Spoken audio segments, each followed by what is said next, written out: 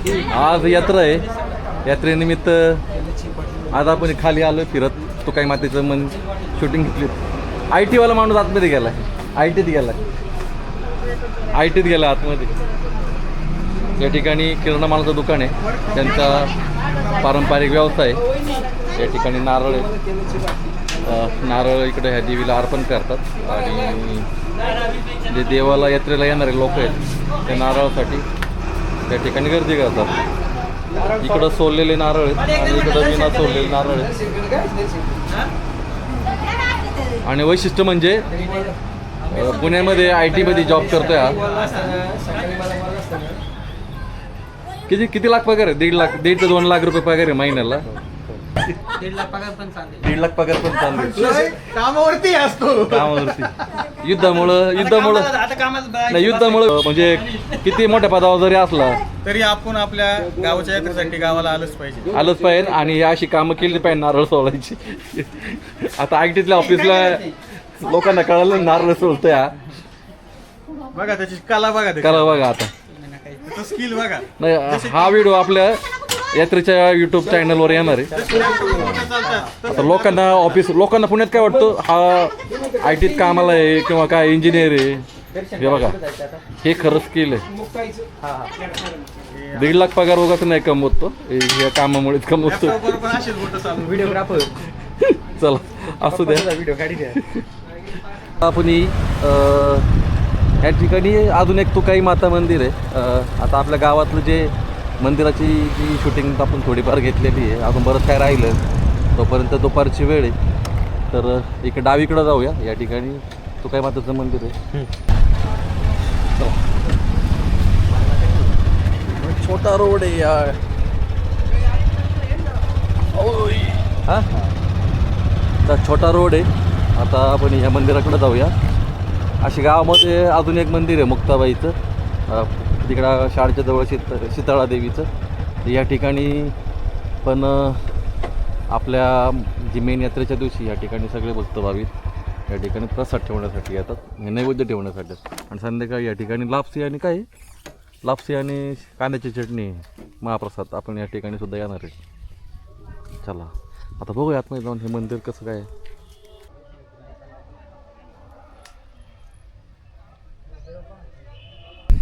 नमस्कार मित्रांनो, शिव ट्रेकर्समध्ये पुन्हा एकदा एका नवीन व्हिडिओमध्ये तुमचं सर्वांचं स्वागत. आज यात्रा आहे, पहिला दिवस आहे.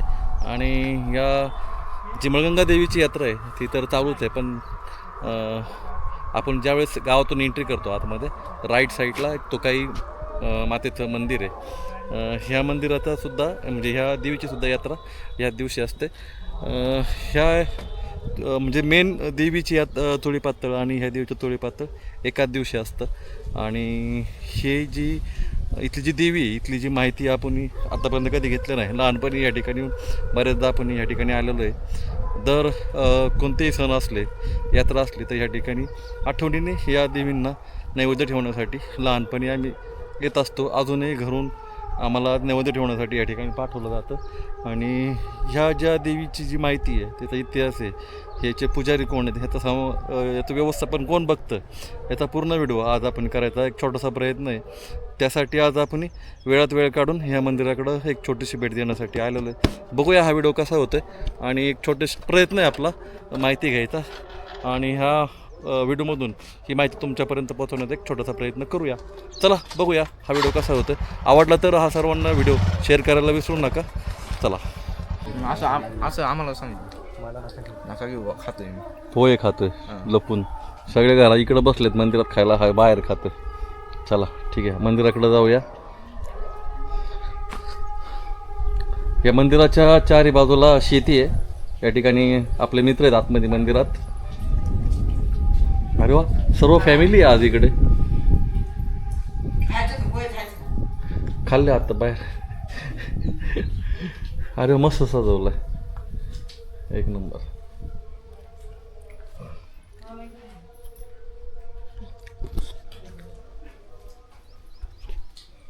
अरे पुजारी कोण आहे? नाव काय? श्रीमय गाडेकर. हा, श्रीमय गाडेकर. श्रीमय. हा, तुला ओळखतो. तुझं काय नाव? स्पर्श गाडेकर. हा, स्पर्श नाही का? हे डेकोरेशन कोणी केलं? दीप कालेकर गावात. गावातले आणि तू काय केलं तू साफसफाई अरे वा मस्त मंदिर सजवलं आज एक नंबर हे आहे तुकाई माता मंदिर अतिशय सुंदर असं त्या ठिकाणी डेकोरेशन केलेलं आहे आज अरे वा आता मी तुकाई मंदिराच्या आतमध्ये मेन गाभाऱ्याच्या बाहेर जो सभा मंडप आहे त्याच्यामध्ये आतमध्ये बसलेलो आहे आईची मैत्रीण आहे आपण त्यांना काय म्हणतो ते लहानपणी आम्ही तुम्हाला काय म्हणायचं अक्का म्हणजे आईची मैत्रीण आहे आम्ही त्यांना सगळ्यांना लहानपणीपासून अक्का म्हणायचं आणि हे समोर त्यांच्या सुनबाई आहेत पाठीमागं 2 मुलं आहेत दत्ता आणि संतोष आहे आणि आता खूप लहानपणी दत्ताबरोबर सुद्धा दत्ता माझा क्लासमेट आहे आपलं संतोष आणि लहानपणी यांच्याबरोबर घालवलेलं आहे ह्या मंदिराच्या जवळपास आम्ही फिरलेलो आहे भरपूर खेळलेलो आहे पण तो आतापर्यंत कधी आपण इतिहास जाणून नाही घेतला आणि ह्या मंदिराचा इतिहास जाणून घेऊया नेमकी काय आहे मंदिराचा इतिहास मंदिर किती वर्षापासूनचं जुनं आहे काय सांगाल तुम्ही ते वर्ष नाही एवढं सांगता येणार कारण ते शिवाजी महाराजांच्या त्या काळात म्हणजे 6 बैली नांगर होता म्हणतात त्या म्हणजे म्हातारी मला सांगायची आमची सासूबाई आजी सासू तर 6 बैली नांगर होता ना त्याच्यात मूर्ती निघाल्या म्हणजे स्वयंवर असं म्हातारी सांगायची म्हणजे बरोबर असं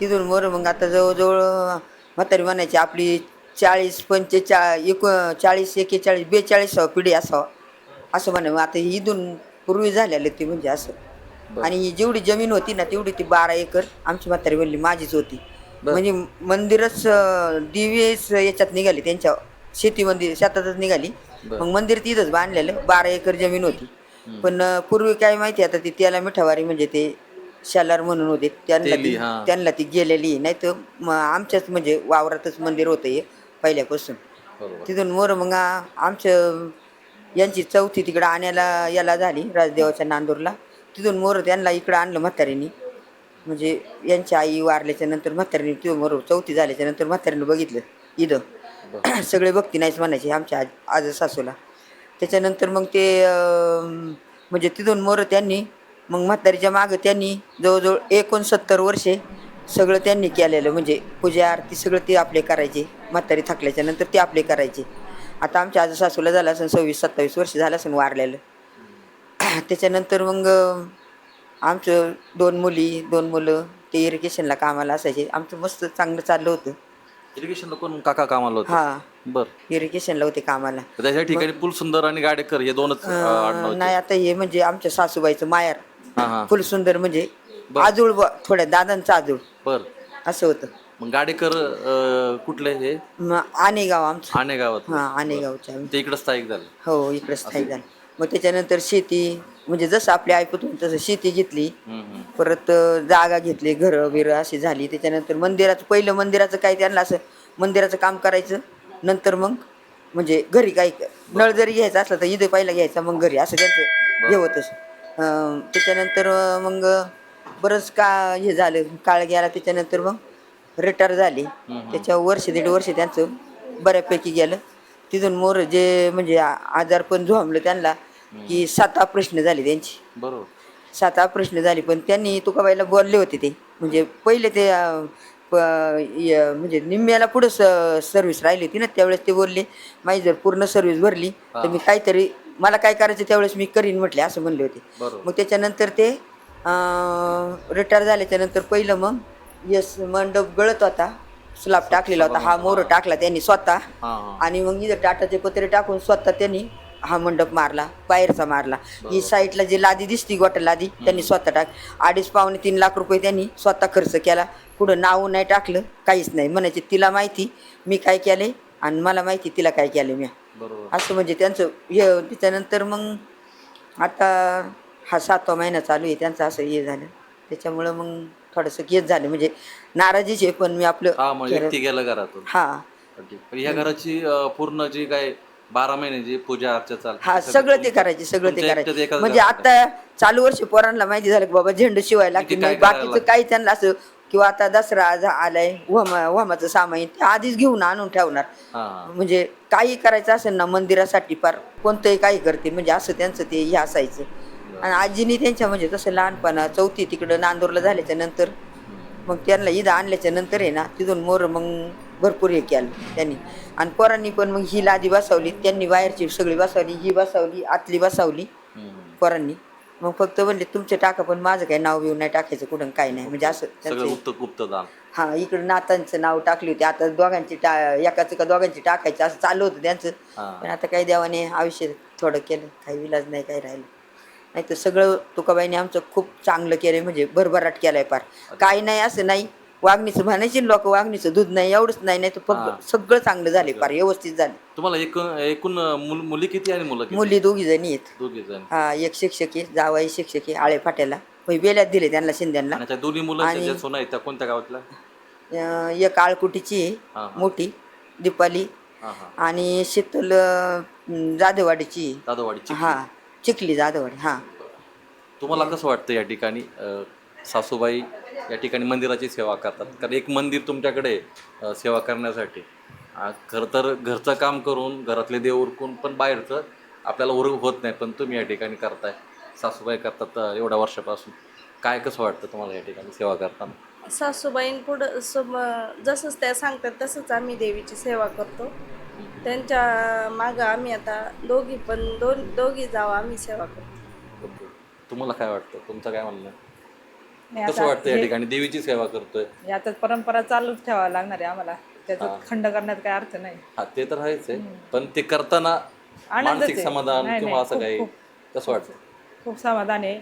आणि तिला जी एक केलं ना थोडं का त्याच्या डबल आपल्याला भेटतं डबल असं आपल्याला विषय. देते. आता संतोष खवळतो. संतोष, या पाठीमागं वडील सगळे करायचे, आपल्याला काय करायची गरज नव्हती. यात्रा आली, दसरा आलं, आता ह्यावेळेस जबाबदारी तुझ्यावर पडलेली. आता एक 7-8 महिने तुझे वडील गेले असते, पण कसं वाटतं म्हणजे तू हे जबाबदारीचा स्वतःहून तुम्ही दोघांनी घेतलेली आहे, काय कसं म्हणजे वडिलांची आठवण येत असेल ना? कसं वाटतं या ठिकाणी आता हे सगळं सांभाळतोय तू? आता आमचे दादा वारलेले मला वाटतं 7 महिने झाले. त्याच्यानंतर आम्ही म्हणजे पहिल्यापासून लहानपणापासून तू पाहत आले सगळं. लहानपणापासून आम्ही इथं मंदिरात येतो, पूजा करतो, दिवाबत्ती करतो. तर थोडंसं वडील ठीक आहे, काही हरकत नाही, कारण वयाच्या वडिलांनी या ठिकाणी पहिल्यापासून मनोभावे या ठिकाणी पूजा केली होती. त्यांची आठवण त्यांना ह्या यात्रेच्या दिवशी त्यांना जाणवती आहे. आणि पण ह्या आजूबाजूला या मंदिराच्या जवळपास असं एकदम हे शेती आहे, तर या ठिकाणी अशी काय भीती यायला असं काय वाटते का तुम्हाला? म्हणजे आता या ठिकाणी बाजूला ऊस वगैरे वाढला तर या ठिकाणी यायला भीती वगैरे असं काय त्याची काहीच नाही? म्हणजे वाघ वगैरे पण येतात ह्या मंदिराजवळ, बरोबर ना? नाही, वाघ बऱ्याच वेळा असतं इथं, पण आता अशी भीती काय वाटत नाही. आपलं लहानपणापासून येणं जाणं आहे ना, त्याच्यामुळे भीती काय वाटत नाही, सवय झालेली आहे. आणि वाघ बऱ्याच वेळा इथं, आता हा पूजा करत असताना एकदा इथून वाघ गेलेला आहे मंदिरासमोर, साईडला ऊस आहे सगळा. तर मी ऐकलेलं लहानपणी या ठिकाणी वाघ येतो वगैरे असं. आणि जवळ शेजारी ऊस असल्यामुळे आहे ना, थोडासा तो प्रॉब्लेम येतो वाघाचा. आता ते सकाळ संध्याकाळी यावं लागतं, सकाळी पूजा करण्यासाठी, संध्याकाळी दिवाबत्तीसाठी. ठीक, आज पहिला दिवस आहे चोळी पातळाचा. आज सकाळी सगळे चोळी पातळ वगैरे आले. चोळी पातळ. आज संध्याकाळी काय कार्यक्रम आहे? 3 दिवस काय कार्यक्रम आज सकाळी आपलं संत शिरोमणी सावता महाराज मित्रमंडळ आहे माळी समाजाचं, तर तो माळी समाजाला मान आहे पहिला चोळी पातळाचा. बरं. मग ते सकाळी 8 वाजता चोळी पातळ चालू केलं, तर सकाळी 11 वाजता इथं चोळी पातळ आलं. म्हणजे मानाचं चोळी पातळ आज देवीला चढवलं गेलं, म्हणजे ते पातळ नेसवलं गेलं देवीला. त्याच्यानंतर 4 वाजता याचा कार्यक्रम आहे आपला सत्यनारायण महापूजेचा. बरं. आणि संध्याकाळी भंडाऱ्याचा कार्यक्रम आहे, म्हणजे लोक जेवायला येतात. लापशी आणि कांद्याची भाजी असते दरवर्षी. बरोबर. हां. आणि आपला मेन उद्याचा दिवस आहे जो मळगंगा देवीचा आहे. हो. आणि त्यावेळेस नैवेद्य ठेवायला आले ते लोक ते या ठिकाणी सुद्धा. आणि त्यात काय आहे, आपली जी मळगंगा मातेची काल काठी गेली, तुम्ही तो व्हिडिओ बनवला होता, बरोबर. तर ते काठी इथून निघत आणि चिंचोलीला जाते. त्या काठीचा मान पण आपल्याकडेच असतो. अरे वा. म्हणजे ती काठी तिकडून आली की आपल्या इथंच असते. म्हणजे काल ती आपल्याकडे आली, काल संध्याकाळी काठी देवीची. तर ती कालपासून तर आत्ता आज पहिला दिवस यात्रेचा, आणि उद्या जो छबिण्याचा कार्यक्रम आहे देवीचा, तर त्यावेळेस पालखी छबिण्याच्या कार्यक्रमात इथून ती काठी मिरवणूक इथून पहिली नाचवली जाते आपल्या मंदिराजवळ, आणि मग इथून तिची मिरवणूक चालू होती. अरे वा. हां, चांगलं. खूप अशी छान माहिती तुम्ही दिली सगळ्यांनी. या ठिकाणी पहिल्यांदाच या मंदिराचा इतिहास जाणून घेण्याचा मी पण प्रयत्न केला. धन्यवाद. येस.